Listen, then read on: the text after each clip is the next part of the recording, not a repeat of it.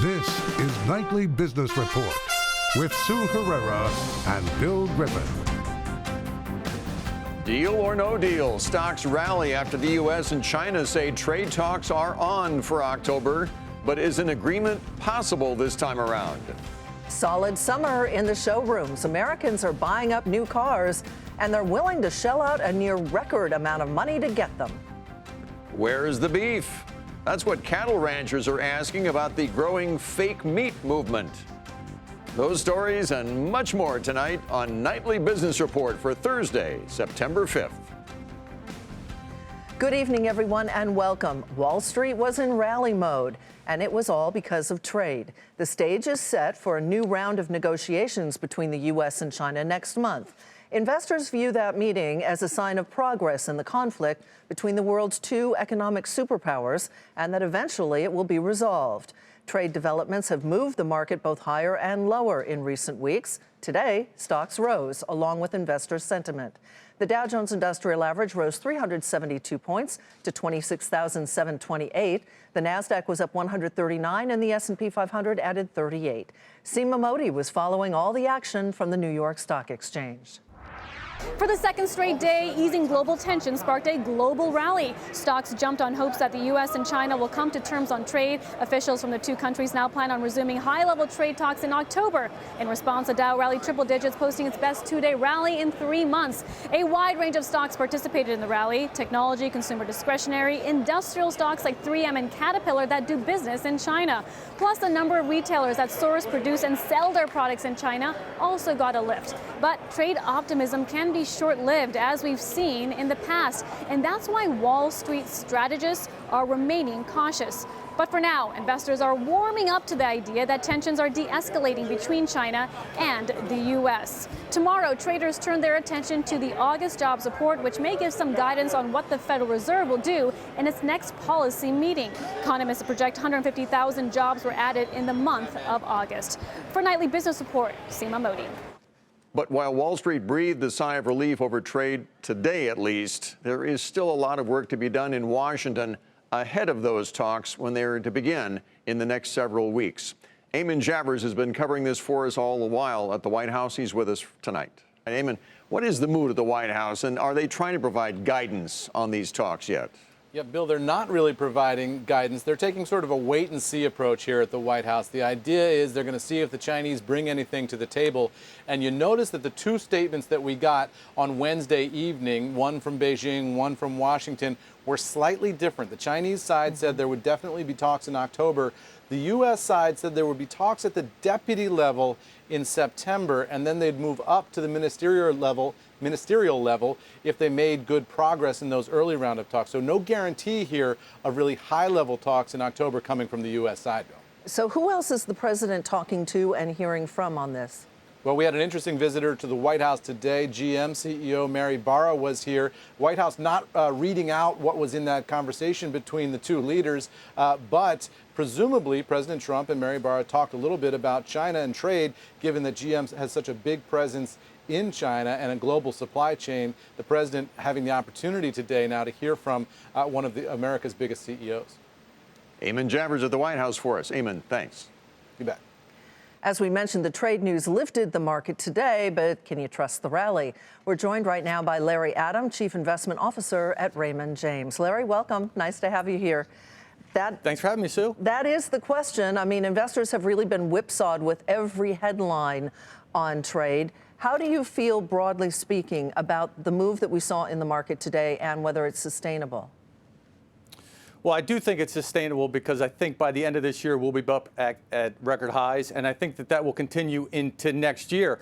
But I think the biggest part of the story, as you just mentioned, is that investors need to have a plan. And if you think back just over the last couple of weeks, if you'd have gotten out at the wrong times when we were actually down because of the fears of a recession or fears of trade tensions, you wouldn't have experienced this most recent rally. So sticking to a plan is very important. What should that plan include, though? I agree. You don't want to try and time this market and get out at the wrong time. However, what do you invest in? Lately, the defensive issues have been the strongest in this market. Clearly, people are looking for safety in this market, even as they look for long-term growth, right? Well, that is true. And to look at what's happening tonight with the NFL and the 100-year celebration, I'm going to borrow a reference that offense tends to put fans in the seats, but defense wins championships. And if you look at our strategy, it tends to be a little bit more defensive, meaning that I like U.S. equities over international equities. I like large cap equities, which are the biggest companies in the United States, over small cap equities. And then in the fixed income market, I like investment grade bonds over the more risky high yield bonds. So that's how we're positioned right now. And what about the Fed? What role, if any, do you think the Fed will play in this market? I think the Fed will have a very important job in this market, meaning I think everybody wants to talk about whether or not it's one cut, two cuts, three cuts, or more. I think the more important story is, can they cut enough times for this expansion to continue? And I think that they will be able to do that, and that's why we're more bullish on the equity markets going forward. You like the U.S. market, but what if we don't see a breakthrough in the trade talks in the next month or so? What if the tariffs do continue to go up and they hamper the growth rate of U.S. companies, especially those big, large caps that you like right now? Do you start to rethink it at some point? We would start to reconsider that, because if you do see those tariffs go into their full amount, you're talking about earnings growth being driven down lower by about 6 or 7%. So you're right, that could have a meaningful impact. However, I still think that those tariffs are not going to be fully implemented. I think that they will be postponed. The president knows that it's very important to our economy for those to be postponed. So I just have a feeling that they're going to be put into next year, or at least postponed indefinitely, and that'll help the markets to rally. Larry Adam with Raymond James. Larry, thank you very much. Thank you. A resolution to the trade war between the U.S. and China cannot come fast enough for some lesser-known retailers, because, as Courtney Reagan reports now, the tense economic relationship with China is turning into a big challenge for many smaller retailers.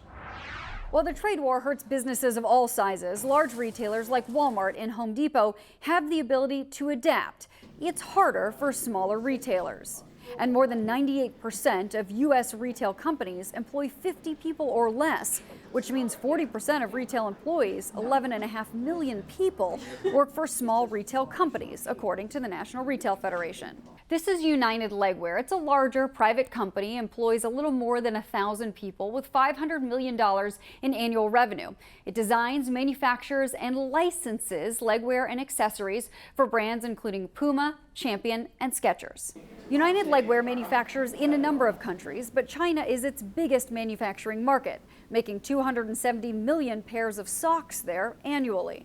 We've moved from a model of being proactive and strategic as a company in the last 18 months to being much more defensive and protectionistic. It's caused us to disrupt our cash flow, our distribution center operations, as well as our inventory planning and our forecasting forward, because of the sporadic and radical changes that are constantly happening now between Mr. Trump and the Chinese government.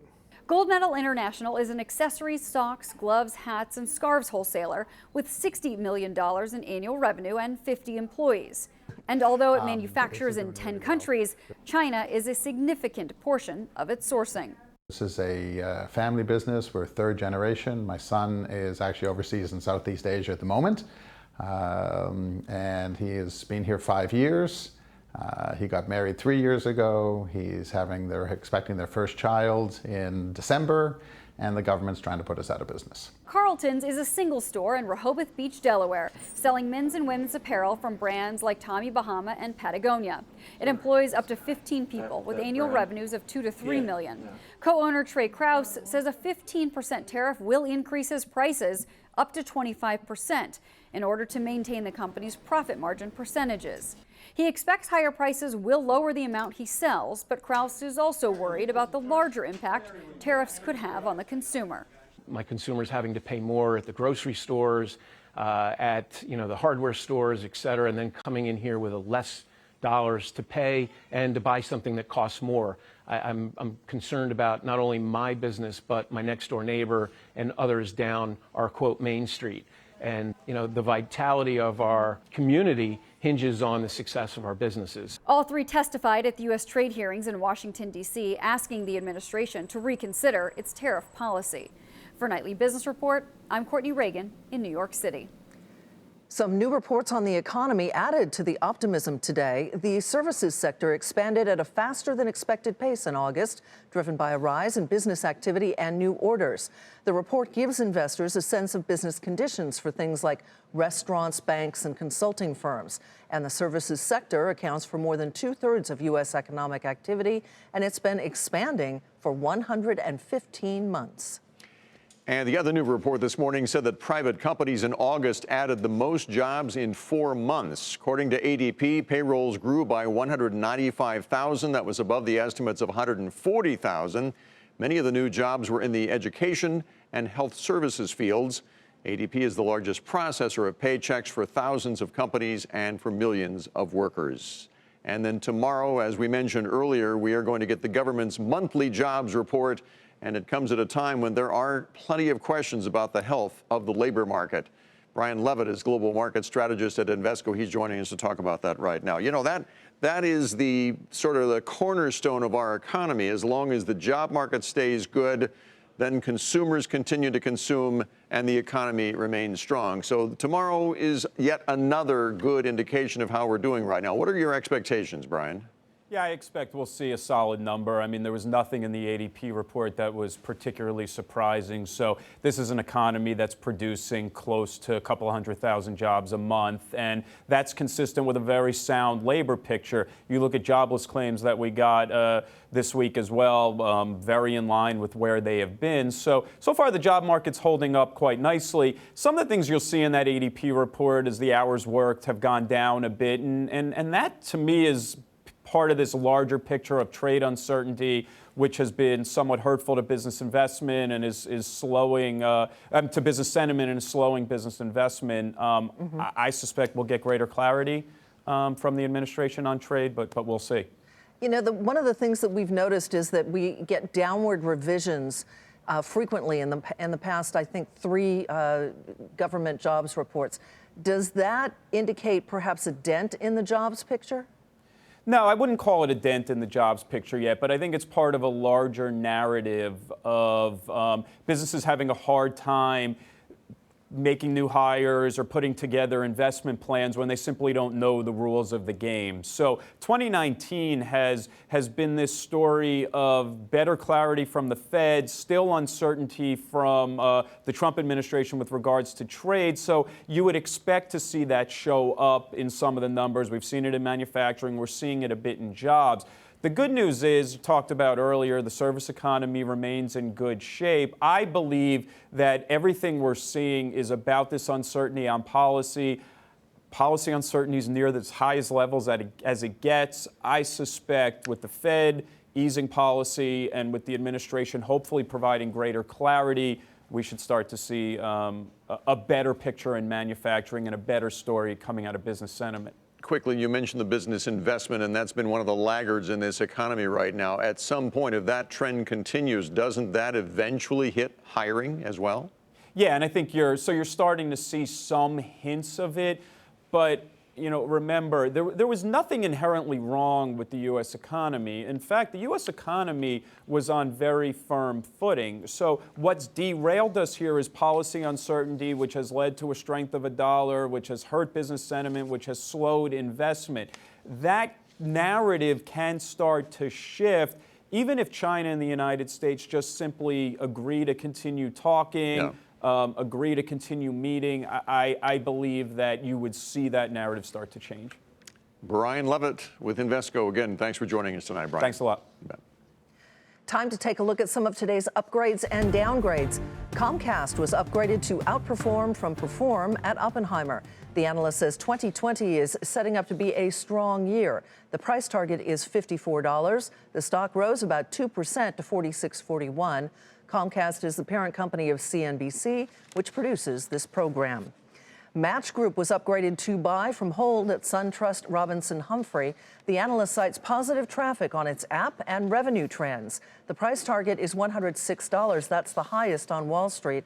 But the stock fell 4.5% to 81.74 after Facebook launched its own dating service. Coverage of General Electric was initiated today with an equal weight rating in Morgan Stanley. The analyst did cite uncertainty about some of the company's businesses, despite progress on costs, cash flow, and debt reduction. Price target now at $10. That stock rose a penny today to $8.81. And Lyft was initiated with a buy rating at Deutsche Bank. The analyst there cited an improving competitive environment and a clear path to improve profitability through lower subsidies and higher prices. Price target $70. That stock rose a fraction today to close at $46.40. Still ahead, why ranchers are having a cow over the rise of fake meat. I'm Jane Wells in Wyola, Montana, where cattle ranchers have a beef with plant-based alternatives. Coming up, why ranchers remain bullish on the meat market.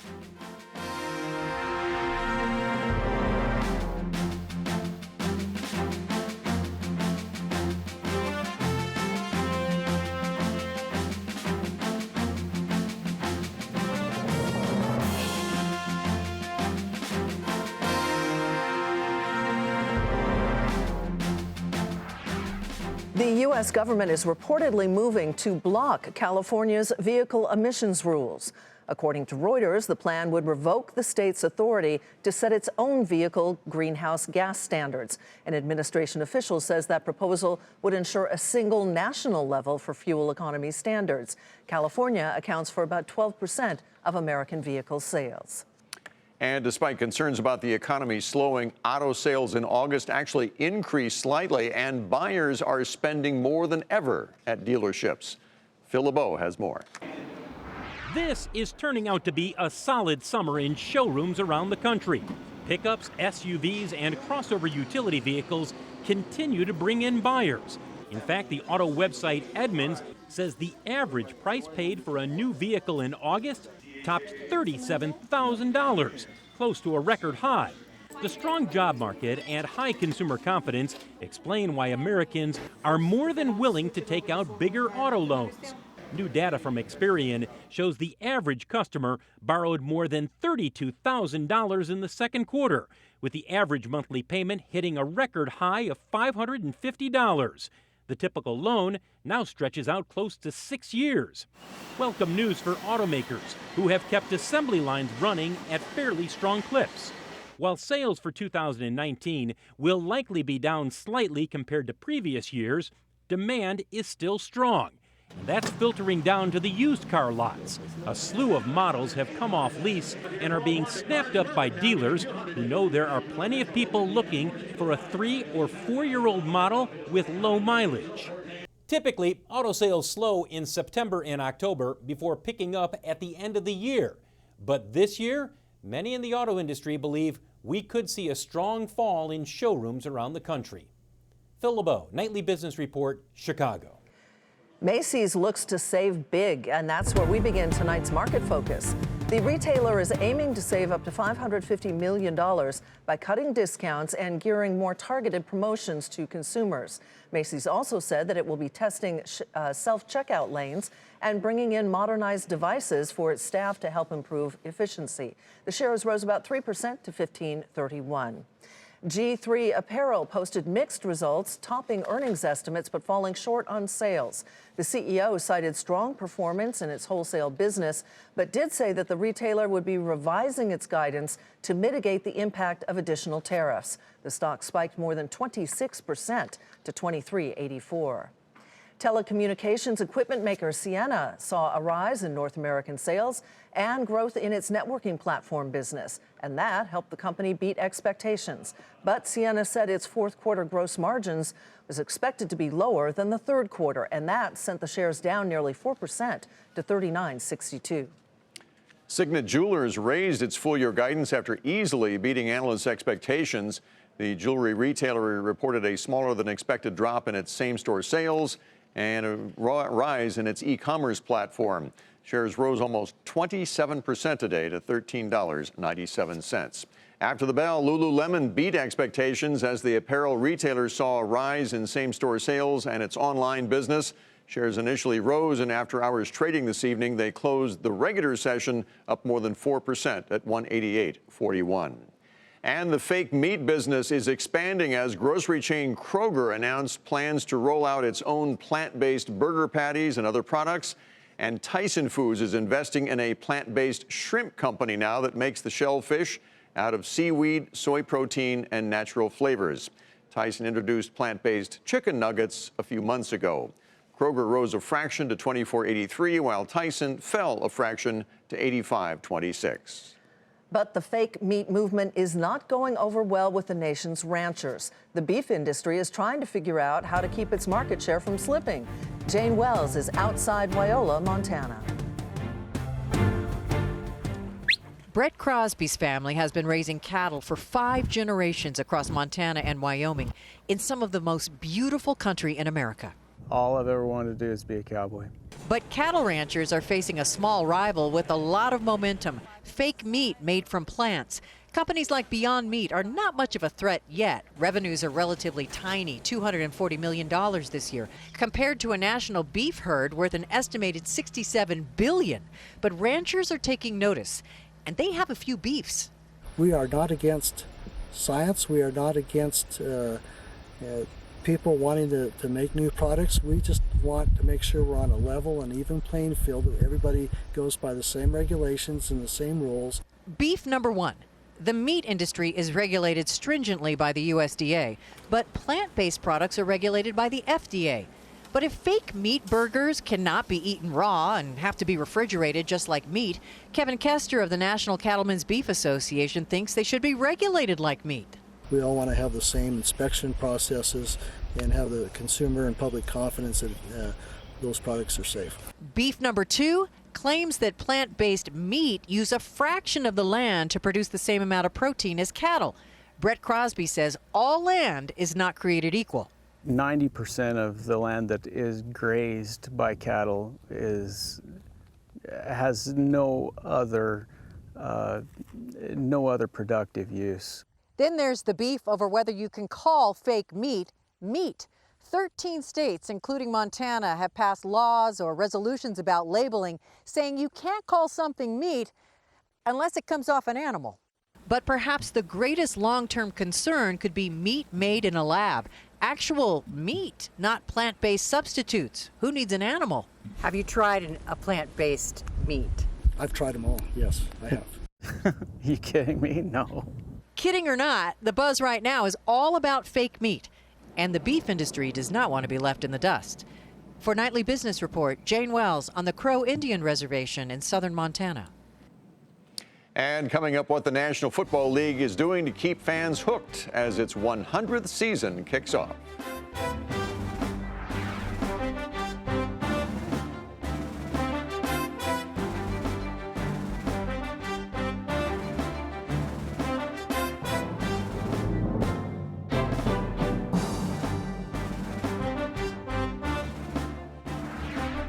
Walgreens and CVS are the latest companies to change their firearm policies.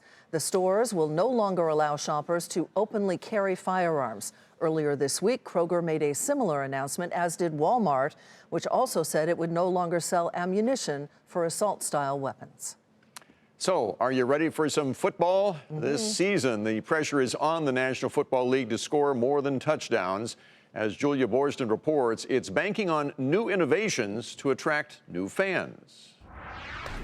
When the season kicks off tonight, the big question is whether the league can continue last year's ratings growth, which followed 2 seasons of declines. And it's not just young stars and high-powered matchups that make the NFL optimistic about the season ahead. We're trying to make the game more interesting to keep people's attention. We're addressing the ad breaks. We're trying to take fewer breaks in a game, making sure that there's less downtime between football plays. This year, the NFL will enable fans to watch in-market games through their local team's app, as well as through the NFL and Yahoo apps. And with only about 3% of game viewership streamed digitally, the league says it thinks that leaves plenty of room to grow with audiences where they are. And to draw younger viewers, the NFL just partnered with TikTok, one of the most popular apps among teens, to share highlights, behind-the-scenes footage, and memes. We're almost indifferent to where you consume the game. We'd like you to consume the game. And we also understand that the media environment's much more competitive.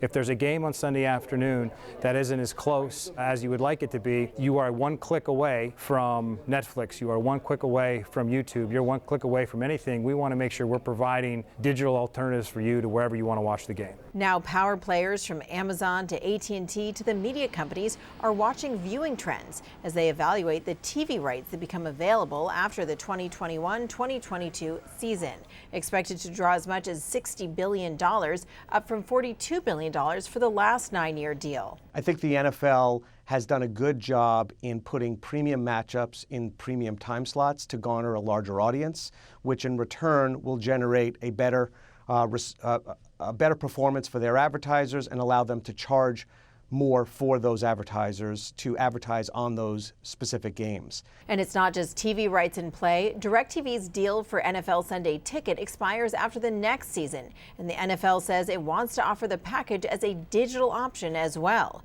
which could draw interest from ESPN Plus or Amazon, which is about to start streaming its third season of 11 Thursday night games. We'll see if it or other tech giants double down on more rights. For Nightly Business Report, I'm Julia Borston in Los Angeles. Before we go, here's a look at the day's final numbers from Wall Street. The Dow rose 372 points. NASDAQ was up 139. S&P 500 added 38. And that does it for Nightly Business Report tonight. I'm Sue Herrera. Thanks for joining us. I'm Bill Griffith. Have a great evening. See you tomorrow.